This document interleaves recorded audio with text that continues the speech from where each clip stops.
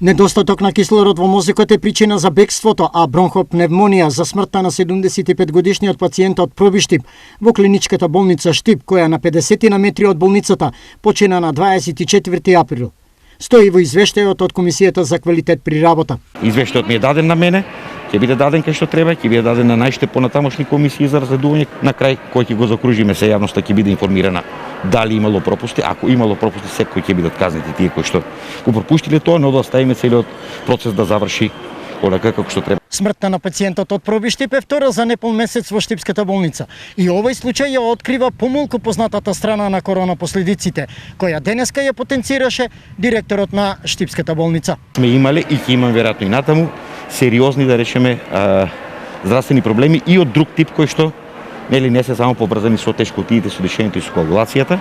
Пациенти кои што се исклучително вознемирени, агресивни.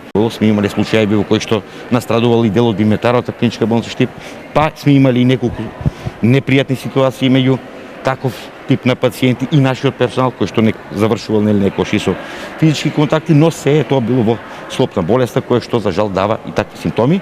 Пред трагичниот настан од 24 април, тогашни пациенти и персоналот на болницата се сведоци на уште една човечка трагедија, бидејќи од истите причини од вториот кат на болницата скокна 61 годишен штипјанец.